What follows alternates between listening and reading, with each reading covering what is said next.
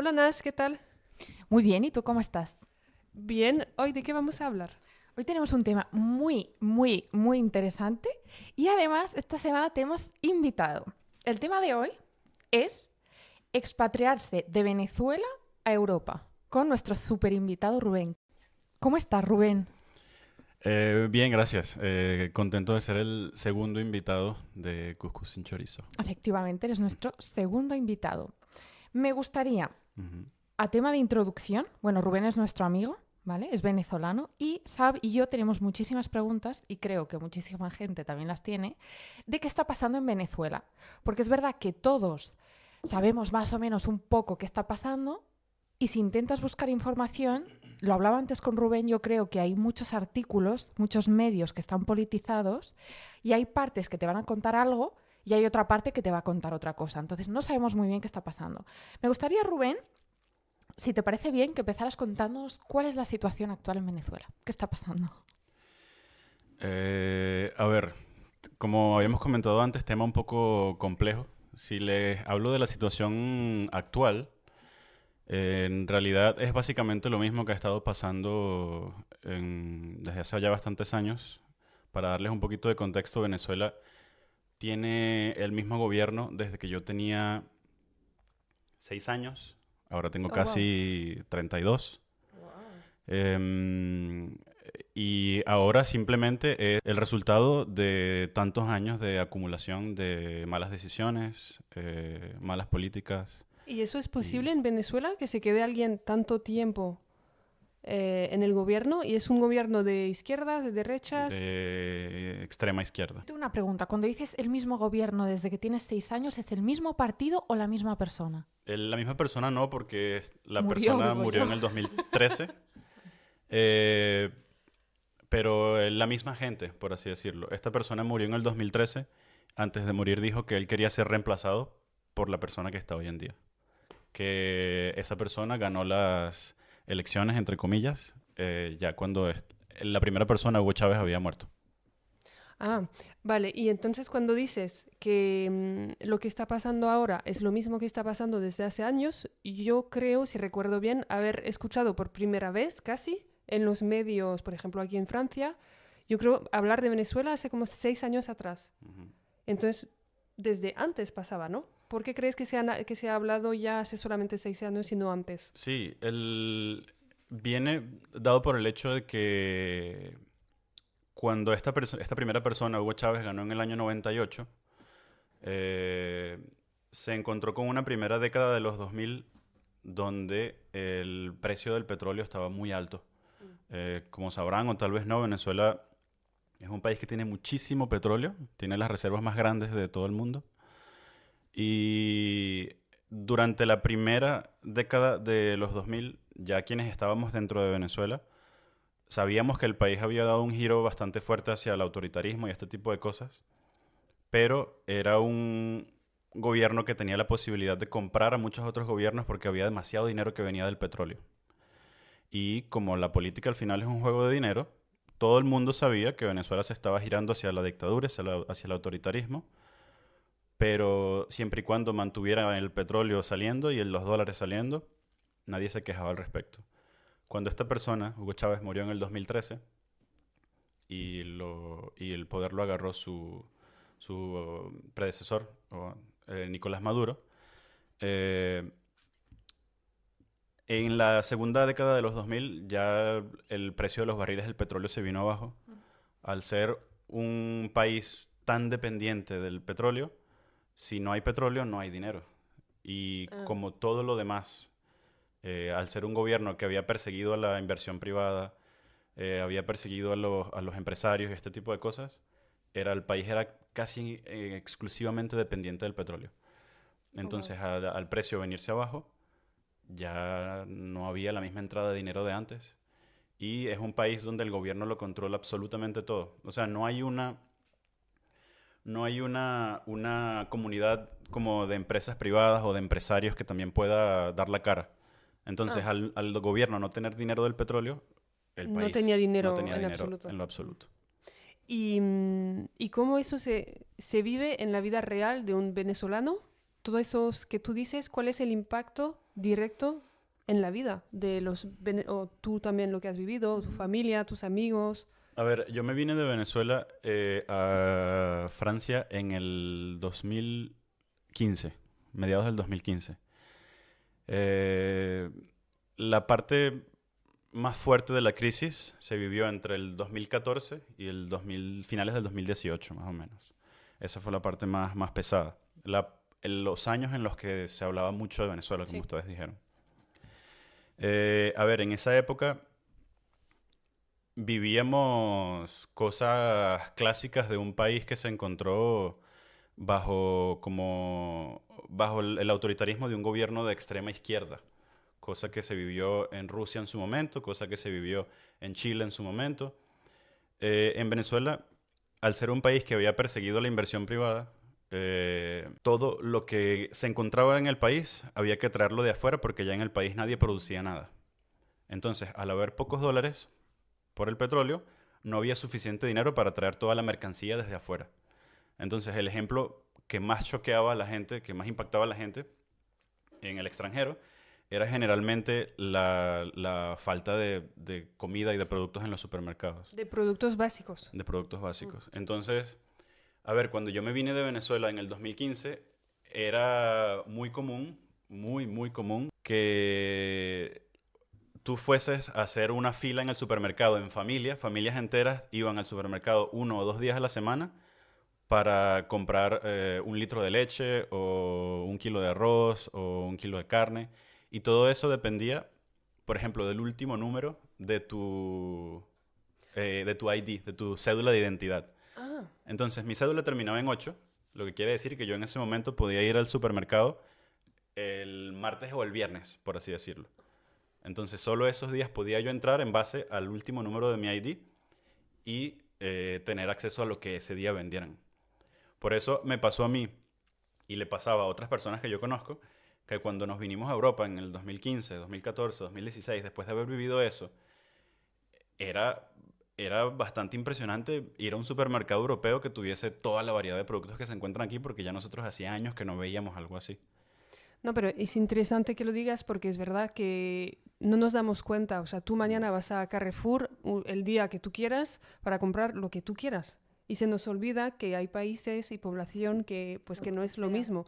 El ejemplo que tú dabas, pues un lunes, si no tienes nada en casa, al parecer no podías ir a comprar. Y es verdad que no, ¿Nas? Claro, yo creo que también por motivos, por lo que sea, porque hay países que es por una cosa y países que es por otra, que no nos damos cuenta de cuando vienes y dices, es que encontré en el supermercado todo lo que quería, o sea, mañana si no tengo papel de baño puedo ir a buscarlo, me impacta. Sí, a ver, yo también quisiera hacer como un pequeño disclaimer de lo que estoy diciendo. Yo lo estoy hablando como una persona de clase media que vivió todo eso. Por supuesto, te encontrarás gente de otras clases sociales que para ellos la crisis casi ni existió, porque tenían acceso a cosas que la mayoría de la población no. No tenía. Entonces, hablo desde mi experiencia personal. No, pero es mejor porque, bueno, has venido tú a hablar de tu experiencia y yo creo que no sé cuáles serían los porcentajes, pero representas la mayoría de personas en Venezuela, que obviamente la clase alta no se da cuenta porque tienen otros medios. No, total. Yo tengo una pregunta, entonces, vale, pasó todo esto de que, bueno, Venezuela se torna un poco dictadura por el gobierno que tiene ahora. ¿Qué pasó con la inflación? ¿Nos puedes contar un poco? Sí, o sea, otra vez te puedo contar un poco desde el punto de vista de lo que se vivió y no desde el punto de vista de qué fue lo que llevó a la moneda de Venezuela a esos niveles de inflación, porque ahí ya habría teorías económicas que yo Que no entiendo ni entramos manejo, ahí, ¿no? Vale. Pero Venezuela no vivió la inflación, sino vivió la hiperinflación, que es el próximo nivel. Ujú. En un momento, a ver, eso desde toda mi adolescencia, la inflación fue un tema en Venezuela. Tú comprabas algo una semana y 2 semanas después eso podía costar un 30 o un 40% menos del precio con el que tú lo pagaste.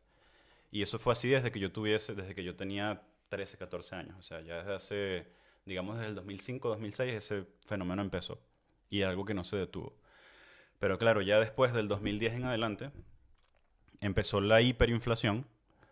Y cuando empezó la hiperinflación, o sea, tú ibas, por ejemplo, a comprar un repuesto del coche o este tipo de cosas y la gente te decía, el precio que te doy ahora es lo que te va a costar esta reparación por 5 horas. Dentro de 5 horas probablemente Wow. sea más caro. A ese Eh, nivel, en horas. a ese nivel, sí, a ese nivel.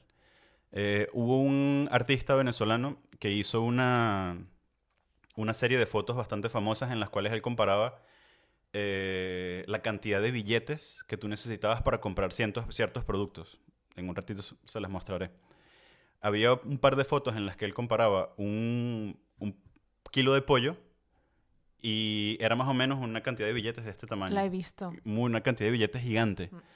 Entonces, claro, eso hizo que comparado con el dólar, la moneda de Venezuela se devaluara mucho al punto de que en el punto más alto del momento de la hiperinflación, el sueldo de un venezolano, en un mes, la media del sueldo de los venezolanos equivaliera a unos 5 o 6 dólares por mes. Wow. Cuando, o sea, me parece una cifra bastante chocante, pero ¿cuánto dirías que hace falta para vivir bien? Porque a lo mejor la gente que nos escucha estando en Europa no se da cuenta, bueno, se dará cuenta que 6 dólares es nada, pero hace falta vivir, yo qué sé, 500 dólares, 1000 dólares. ¿Cómo puedes vivir bien? Eso para mí es una pregunta un poco difícil de responder porque yo me fui de Venezuela hace casi 10 años ya. Y es una pregunta que hasta yo mismo me hago también hoy en día. Ah, En el momento en el que yo me fui de Venezuela, tener 100, 200 dólares era muchísimo dinero. Ya hoy en día, la economía de Venezuela está casi, está lo que se llama una dolarización de facto, que no es una dolarización oficial, pero la moneda nacional fue tan golpeada que ya no tenía sentido usarla y la gente en el día a día solo utiliza el dólar. mm. Entonces, ya puede que hablemos de esto un poco más adelante, pero ahora Venezuela, al contrario, se ha convertido en un país extremadamente caro. Nosotros viviendo en París, o sea, yo viviendo ahora en París, la última vez que estuve en Venezuela, ir al súper en Venezuela es más caro que ir al súper en París. Ah, wow. ¿Cómo se mantiene eso? No sé, pero la gente encuentra la manera. Yo tengo una pregunta. Y es, por ejemplo, si yo voy a un café a Venezuela, ¿puede que el café cambie de precio de la mañana a la... O sea, hay un precio fijo, como aquí vas a alguna cadena de cafés y pone latte, tal precio. O sea, a lo mejor es una pregunta tonta, ¿eh? Pero tú cuando vas pone el precio del café, productos tan simples, o producto de la leche vas al súper y la leche está a ese precio y mañana llegas y el café está a otro precio y la leche también. Hoy en día ya no pasa eso, porque, o sea, pasa, pero muchísimo menos que antes. Porque al tener la economía venezolana esta cosa que se llama dolarización de facto, ahora se rige más o menos por la estabilidad del dólar y no del bolívar, que es la moneda de Venezuela. La moneda de Estados Unidos, el dólar, es una moneda que fluctúa mucho menos que el bolívar, entonces los precios pueden mantenerse un poco más estables dentro de los estándares de lo que se vivía allá. Y a nivel político, no sé si afectan algo o qué conlleva que se use el dólar americano dentro de Venezuela. No, eso es un desastre absoluto porque la dolarización de Venezuela no es oficial, lo que quiere decir que el gobierno no tiene derecho a cobrar impuestos en dólares. Los impuestos en teoría se siguen cobrando en bolívares, que es una moneda que está absolutamente quebrada y que no tiene ningún valor. Entonces, por eso es que en Venezuela hoy en día es prácticamente un paraíso fiscal para la gente que vive allí adentro, porque sigues pagando impuestos en una moneda que casi no tiene ningún valor, entonces en teoría pagas casi nada. Ahora, ¿cómo se beneficia el gobierno de esto, de cobrar impuestos en una moneda que no tiene valor? Una de las cosas que yo tampoco entiendo y que misterios de Venezuela, que hoy en día se ha convertido en un país bastante particular, ni siquiera comparable con nada que pase en nuestros países vecinos como Colombia y todo lo demás. Y si retomamos cuando tú vivías todavía en Venezuela, que en el 2014, si entiendo bien, también había un tema de seguridad. me imagino. Sí, claro. ¿No? De Claro. criminalidad, de seguridad. Eso lo veíamos desde fuera. Después no sé a qué nivel será cierto o no. Sí, a ver, no hay una versión oficial de eso, pero por mucho tiempo se ha dicho que el gobierno de Venezuela en su momento usó el descontrol de la criminalidad como herramienta para someter a la gente. Porque era muy obvio que Venezuela era un país extremadamente peligroso y violento y el gobierno no hacía nada al respecto. Ellos decían que la criminalidad era una sensación, que la gente hablaba tanto al respecto que tú te sentías inseguro, pero que en realidad no había nada que temer, cosa que no era cierto. En la época, durante casi toda mi adolescencia y en los últimos años que yo viví en Venezuela, era de nuevo, o sea, un país con una criminalidad que es difícil de explicar y que yo, salvo gente que viva en zonas muy específicas de otros países como Colombia, México, El Salvador, Guatemala, este tipo de países, es muy difícil de hacerle entender a alguien hasta qué punto llegó la criminalidad y la violencia en Venezuela. Nosotros aquí tenemos otros venezolanos en nuestro entorno y a cualquier venezolano que tú le preguntes hoy en día que haya vivido ese periodo, todos, y eso te lo puedo asegurar, todos tenemos algún amigo, algún familiar al que le secuestraron, algún amigo, algún familiar, algún conocido al que mataron. No quería usar la palabra, pero bueno, se los comento. O sea, era algo del día a día. Del día a día era bastante común escuchar que algo así había pasado. Y Rubén, ¿esta criminalidad tú crees que venía por la situación que estaba viviendo en Venezuela o porque simplemente había gente que se aprovechaba de la situación y actuaba como criminal? A ver, yo no creo que nadie vaya a elegir la profesión de secuestrador si tiene muchas otras opciones en la vida. Yo asumo que era... Es que es complicado porque es como intentar justificar algo que es bastante difícil de justificar, ¿no? Pero sí, asumo que se trataba de gente que no tenía ninguna otra opción y pues se iba por esos caminos. También teniendo en cuenta que habiendo un nivel de corrupción tan alto, un sistema legal que muy pocas veces encontraba verdaderas soluciones a los problemas, entonces tú podías meterte en ese mundo estando casi seguro de que probablemente no te iban a atrapar si eras, entre comillas, un poco inteligente. Y sabiendo también que, bueno, que también esto es un caso que se repite en muchos países de América Latina, eh, al final gente como la policía, los militares, eran en muchas ocasiones las mismas bandas que al final secuestraban a la gente. Esa yo creo que es la parte más dura, o sea, más dura, no sé, pero normalmente son personas que te tienen que ayudar, Ujú. a quien puedes ir si estás frente a esta situación y ahí ni siquiera. Sí. O sea, no podías diferenciar, a lo mejor no el 100%, pero ya. O sea, no Y- podías confiar en... En nadie. Ujú. Y entonces en ese momento, De hecho, en esa época había un meme en Venezuela que decía que un chico venía caminando y se había alegrado cuando escuchó una moto al ver que era un ladrón y no un policía, uf, porque tenía así, más miedo del policía que fuerte, del ladrón. sí, sí, fuerte. Y entonces en ese momento tú decidiste o no tenías otra opción de dejar Venezuela, dejar tu país. Eh, a ver, sí, yo como casi todos los adolescentes de mi generación, nosotros crecimos en Venezuela con el pensamiento de que en algún momento teníamos que irnos. Ya ahí no había, Otra o sea, opción. quedarse no era una opción.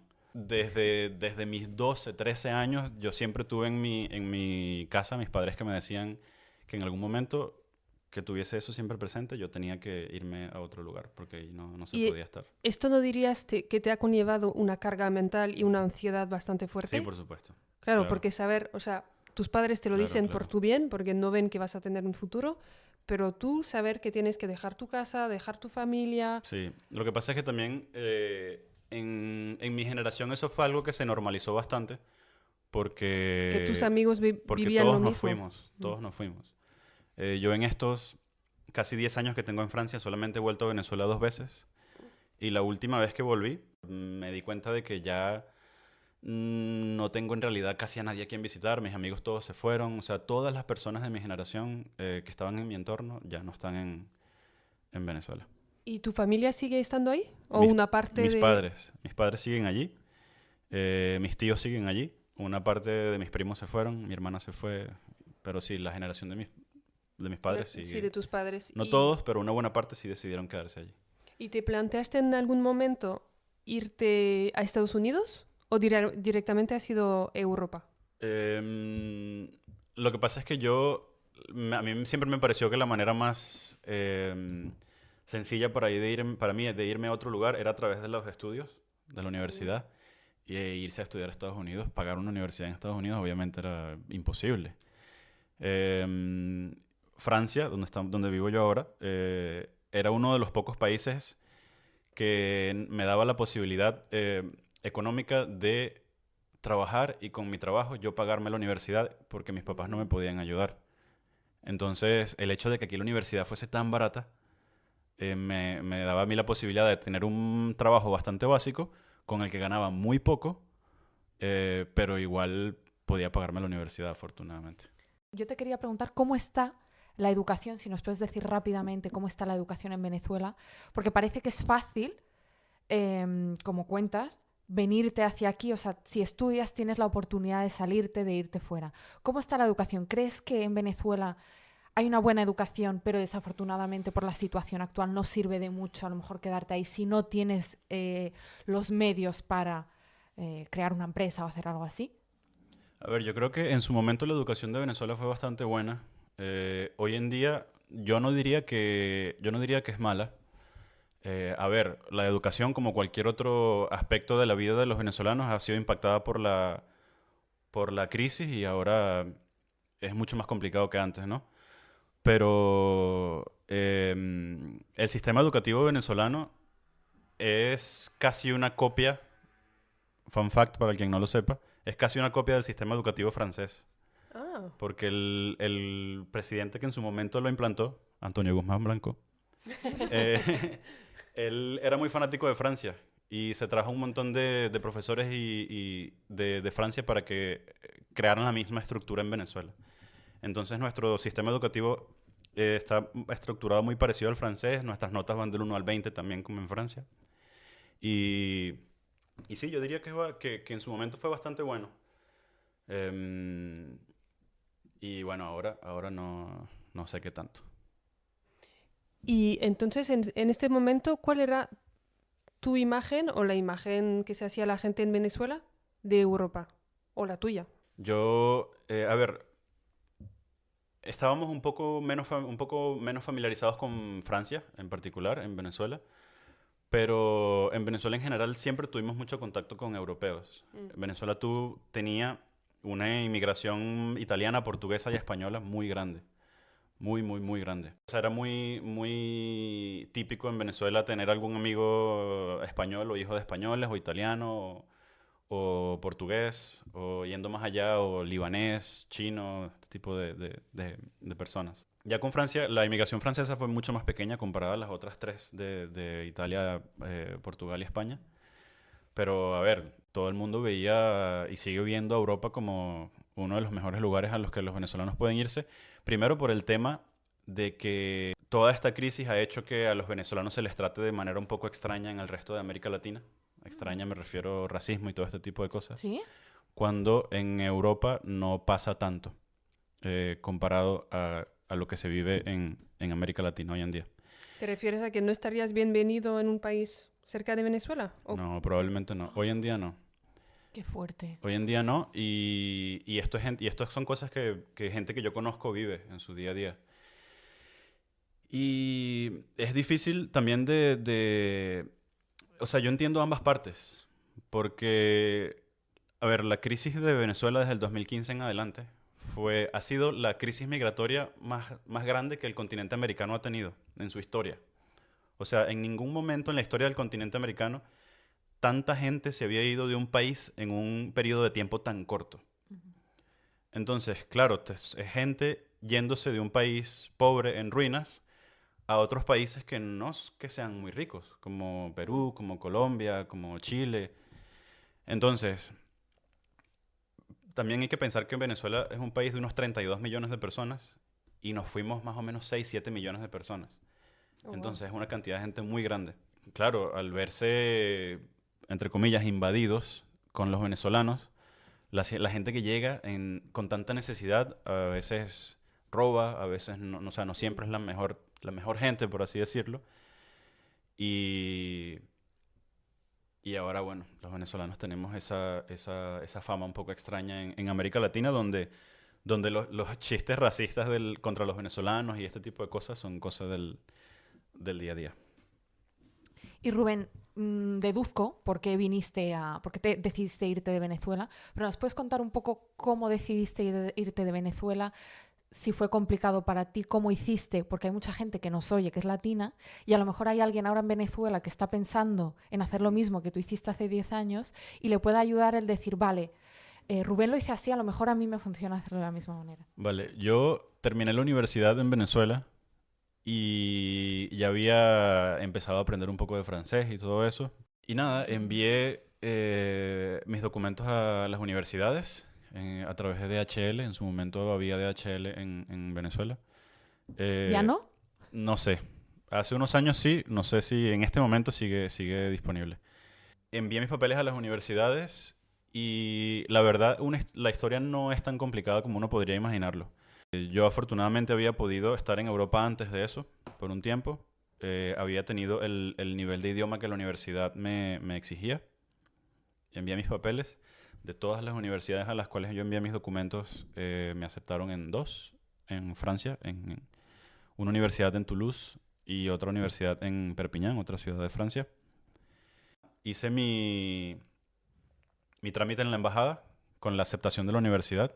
A ver, el único problema para obtener la visa es que la embajada te exige tener cierto monto de dinero en tu cuenta, que a veces es un poquito difícil de conseguir. Pero si no, siempre y cuando tengas la aceptación de la universidad, sobre todo en ese momento, me consta que la embajada de Francia era bastante flexible con las visas que les otorgaban a los venezolanos porque había mucha gente que se estaba yendo.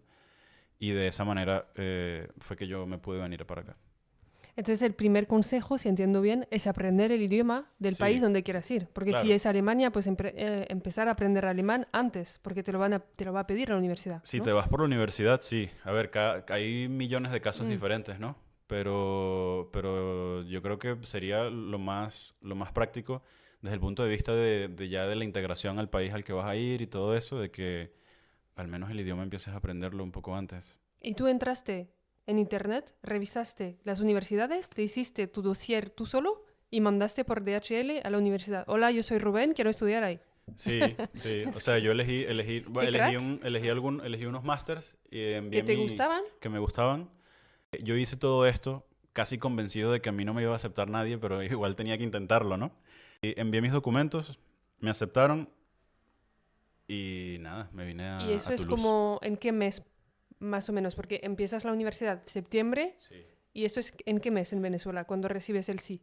Yo habré recibido el sí, me parece que eso habrá sido como en tal vez febrero o marzo, ya no recuerdo exactamente. Bastante rápido. Tuve algunos meses para hacer la visa e irme de Venezuela. Y una persona que a lo mejor no tiene los medios, o sea, que es una persona que quiere estudiar, que quiere salir adelante y hacerse un futuro, ¿crees que es fácil, o sea, que podría vivir aquí? ¿Hay becas, hay ayudas? ¿Sabes si...?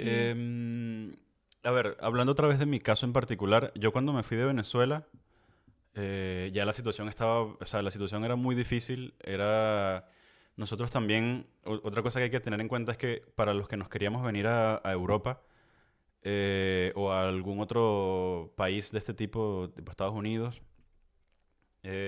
nosotros en Venezuela teníamos una cosa que se llamaba control cambiario, lo que quiere decir que no teníamos la posibilidad de comprar euros o comprar dólares como se podría hacer aquí o en cualquier otro lugar. Entonces, si tú querías ir a Europa y querías tener algo de dinero en euros para preparar tu viaje, tenías que ir al mercado negro o hacer ciertas cosas ilegales para poder conseguir los euros que ibas a necesitar allá. Entonces, en mi caso era complicado que conseguir este tipo de dinero, ¿no? Yo cuando me vine, en su momento, a mí mi boleto de avión me lo pagó la OIM, Organización Internacional de las Migraciones, que en ese momento también estaba muy fuerte presente en Venezuela, ayudando a toda la gente que se estaba yendo. Yo lo que hice fue hacer una carpeta, un dossier, explicando mi situación, que ya tenía la aceptación de la universidad, que mi visa estaba aprobada y todo eso, y que me iba a Toulouse a estudiar, que el boleto costaba como $1,000 y que yo no teníamos cuenta en el extranjero para pagar el boleto. Y esta organización, Organización Internacional de las Migraciones, con base en Caracas en su momento, compró mi boleto, el mío y el de un montón de gente que yo en su momento conocía, que estábamos todos yéndonos a otros lugares. Qué fuerte. Bueno, me lo dieron me pagaron el boleto. Mi papá me dio un poco de dinero en efectivo que me alcanzaba a mí para algunos meses. ¿En euros? Sí, que me alcanzaba a mí para algunos meses. Ya más, que tenga más que ver con si... ¿Cómo haría otra persona que quisiera hacer más o menos lo que yo hice? A mí me parece que en este tipo de situaciones o las condiciones en las que yo me tuve que venir a Europa, yo no pude haber escogido un mejor país que Francia, honestamente.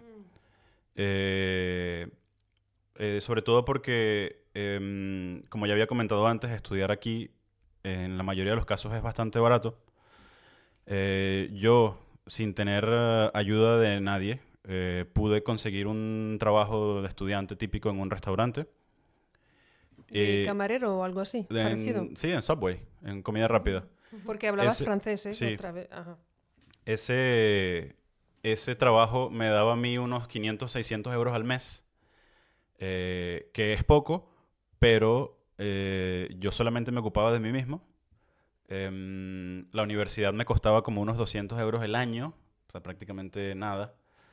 En Toulouse yo pagaba 350 euros de alquiler, de renta, y aparte de eso, tenía 170 euros mensuales para las ayudas para el alquiler, la APL.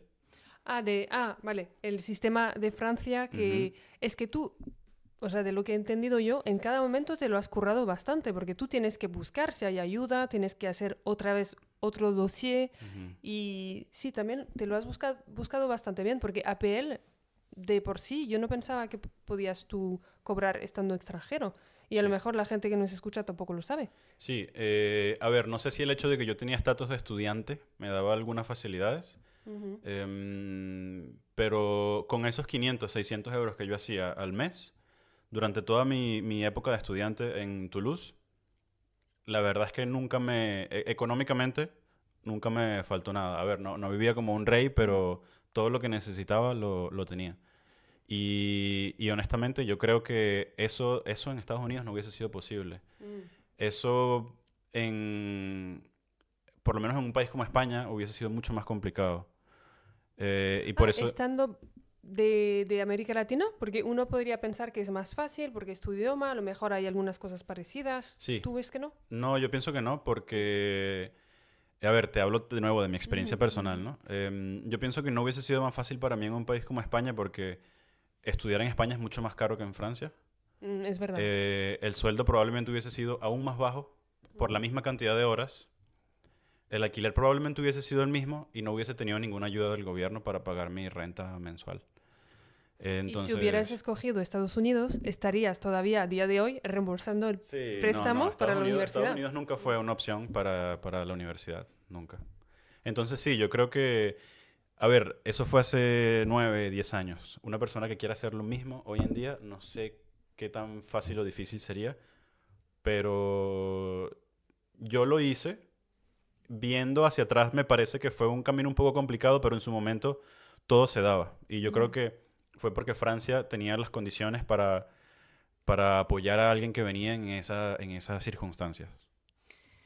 200 euros has dicho que pagabas en la universidad. ¿Por qué? ¿Era el precio de la universidad o era por un motivo? No, porque era el precio de la universidad. Sí, te iba a decir, la mía también nace, porque yo he estudiado en una universidad pública, obviamente, después tienes universidades privadas, que es mucho más caro, pero yo he estudiado personalmente en la pública, mi educación, o sea, mi máster y todo eso, no tengo ninguna queja, y yo realmente lo recomiendo. Si la gente tiene miedo de que sea mucho menor, la calidad que te pueden dar, yo lo recomiendo. Es que yo lo digo porque en España la educación es gratis para la gente que vive en España. Pero es cierto, porque en mi universidad había mucha gente que venía de China o de de México. Y le costaba un dineral la universidad. O sea, que para nosotros fuese gratis no significaba que para una persona que venía de fuera como Rubén a matricularse en la universidad directamente, fuese gratis. O sea, no concibo que en España para una persona que viene de fuera cueste 200 euros. Vale, porque yo doy mi experiencia personal. Yo hice mi Erasmus en España, en Alicante, y ahí, por ejemplo, cuando llegué a la Universidad de Alicante, siendo francesa, me enseñaron el monto que tenía que pagar, que era muchísimo dinero, pero estando en el programa Erasmus, lo cobraba Francia y era gratis. Pero entonces eso es lo que hubiera pagado yo estando sola en España, sin Erasmus, sin nada. Sí, y a ver, también yo con mi situación hubiese podido enviar otro dossier y la universidad me salía completamente gratis. 0 € hubiese pagado. Solo que no, en su momento no lo hice porque me parecía que pagar 200 € en un año era un precio bastante razonable para todo lo que yo estaba recibiendo. Entonces, por eso digo que no pude haber escogido un mejor país que Francia. Justo la pregunta siguiente iba a ser ¿por qué escogiste Francia y no, por ejemplo, España, teniendo más facilidades con el idioma? Pero nos acabas de comentar que es básicamente por un tema de que la educación en Francia, como que el gobierno de Francia ayuda bastante más a la gente que viene de fuera y quiere estudiar aquí Sí. que el gobierno español. Sí, además, aparte de eso, ya separando un poco el tema económico y de universidad y todo eso, Francia se me hacía más culturalmente atractivo porque ya España no había tanto de interesante para mí allí, porque Venezuela tiene tiene una comunidad española muy grande, ya de cierta manera estaba yo algo familiarizado con España y yo quería también algo nuevo, algo diferente. Y estabas saliendo completamente de tu zona de confort. Un idioma diferente, una cultura diferente. A lo mejor querías no estar con, como tú decías, comunidad española, como ya conocías, ¿no? A Rubén le van los desafíos. Mm. Tema legalidad y visa, permisos de trabajo. Supongo que al ser estudiante ya viniste con una visa estudiante con la que podías trabajar.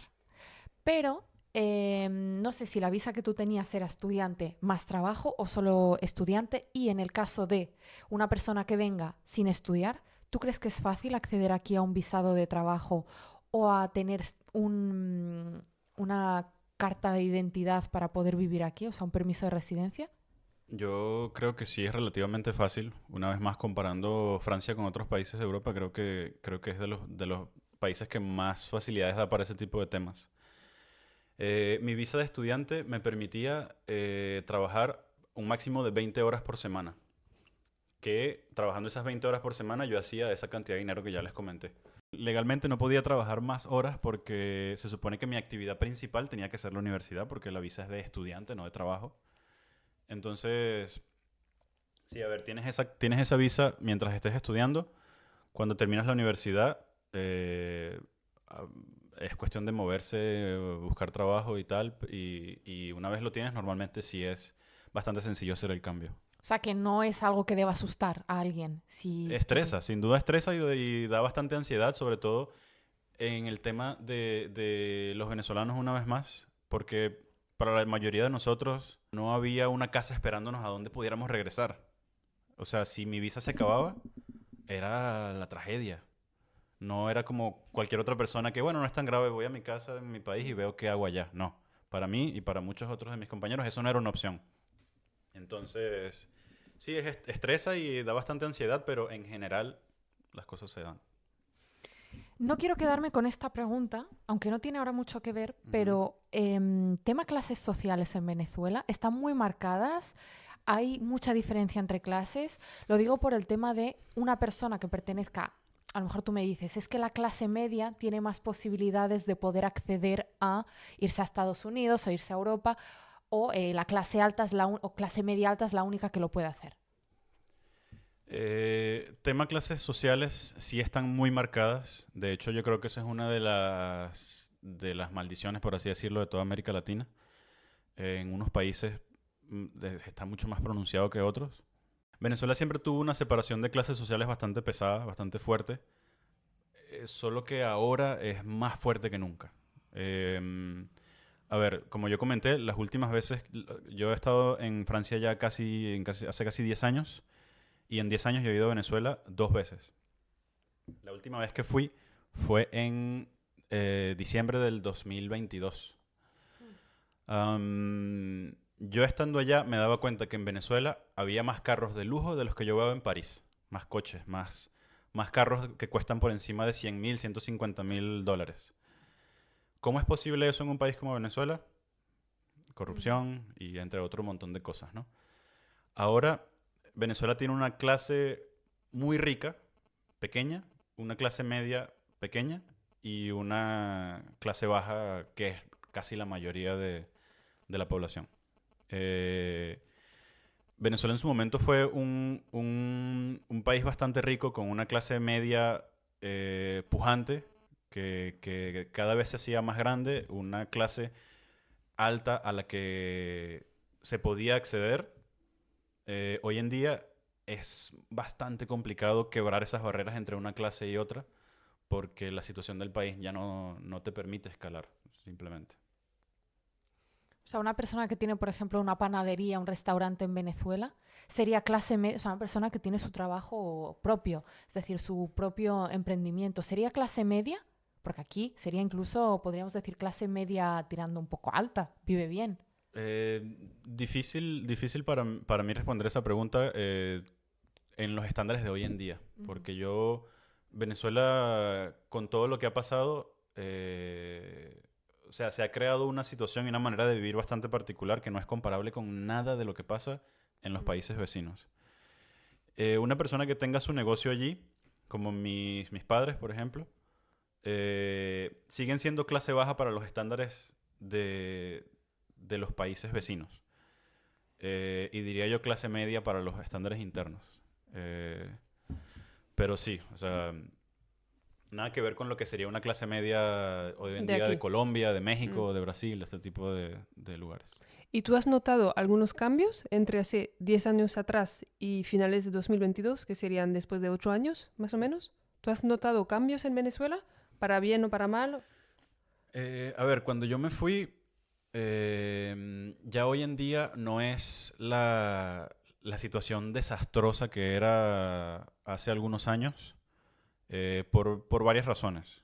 Una de las razones que ya comenté, el hecho de que ahora se usa el dólar da una estabilidad, da una cierta sensación de estabilidad económica que nunca antes habíamos tenido. O sea, desde que empezó todo esto, ¿no? Otro tema que hay que tener en cuenta es que el mismo gobierno está en Venezuela desde el 98. Ya hoy en día la gente aceptó que ellos no se van a ir de ahí, que es un gobierno que probablemente se va a quedar allí como el de Cuba o como el de quién sabe cualquier otro país, ¿no?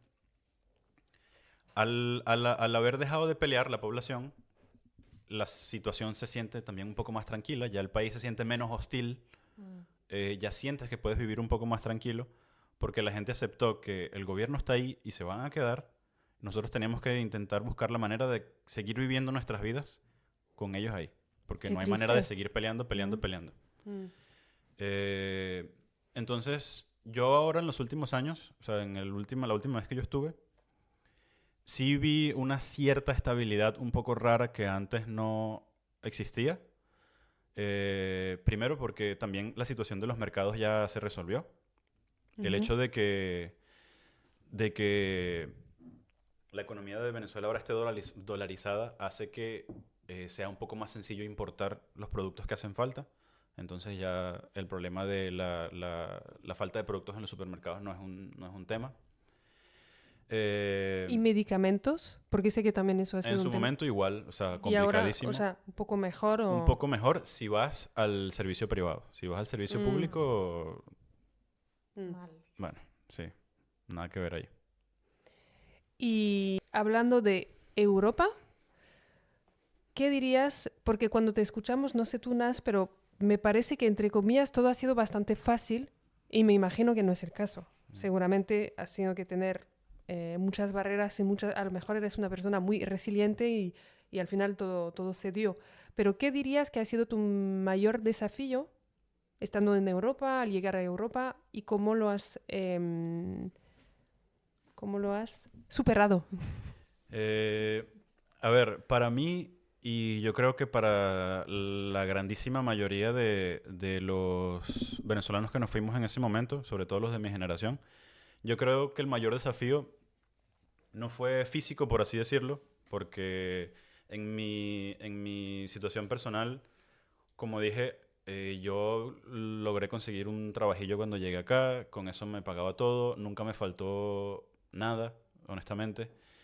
El mayor desafío fue psicológico, Mm, em, claro. porque nosotros nos fuimos de nuestro país eh, sabiendo que regresar no era una opción, estando en un lugar con el que yo me sentía bastante agradecido, pero que igual no era mi casa en su momento, ¿sabes?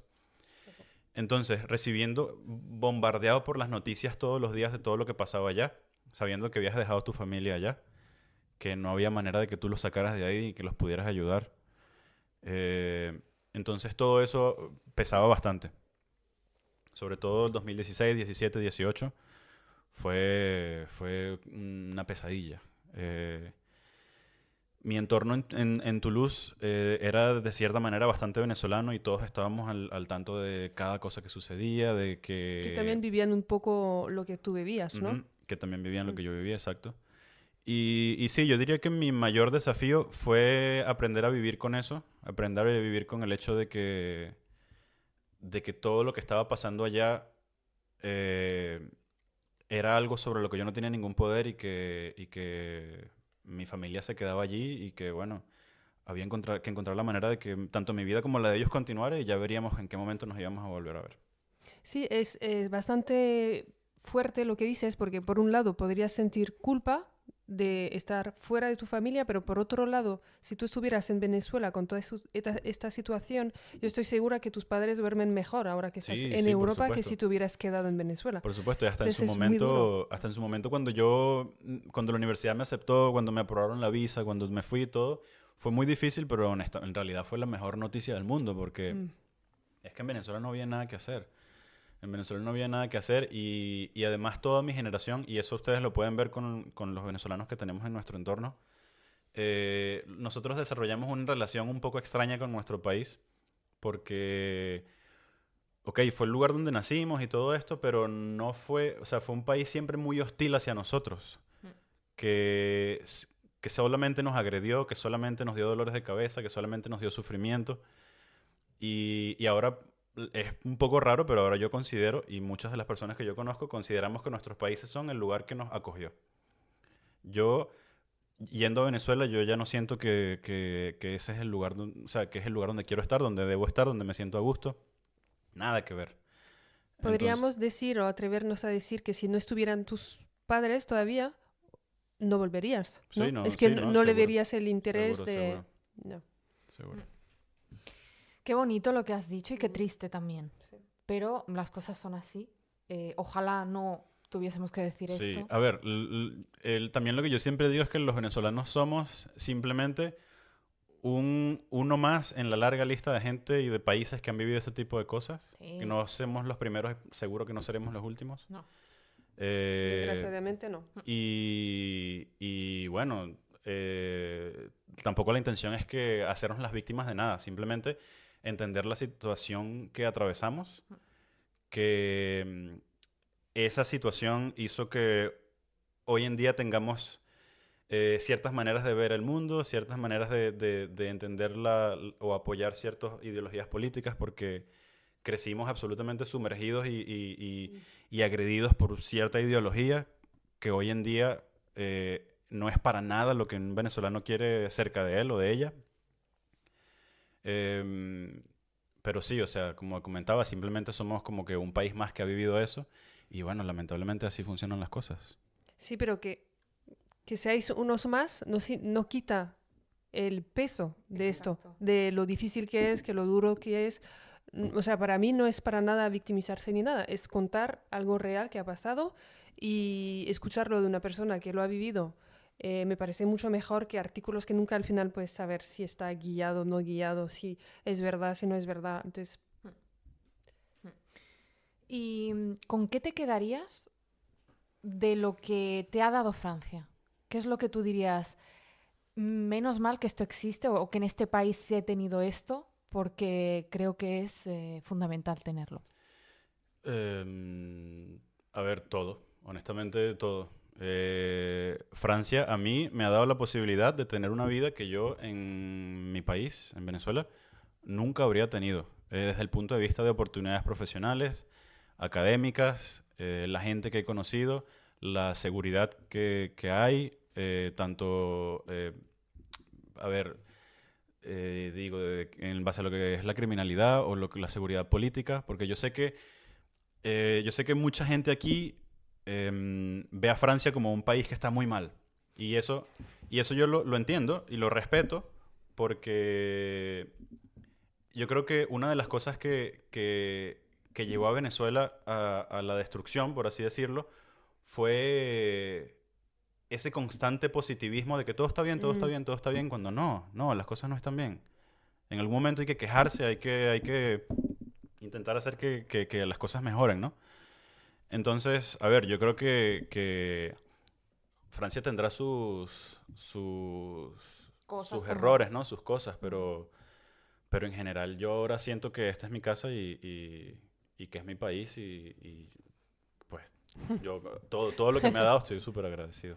Justo esto te iba a preguntar, que qué tal llegar a un país de gente que se queja, porque somos famosos por eso en Francia, y queja sobre un gobierno, seguridad, todo eso. Y justo te iba a preguntar cómo tú lo vives, porque o sea, en verdad podrías parecer cosas para no quejarse, porque tú has Sí. conocido Cosas peores. cosas Eh, mucho peores. sí, sí. A ver, al principio me pesaba. Al principio cuando llegué a Francia me pesaba bastante porque Qué ingratos, ¿no? yo decía, pero, o sea, yo trabajo medio tiempo en un restaurante de comida rápida y con eso tengo una vida de persona normal. Eso en Venezuela era absolutamente imposible. Imposible.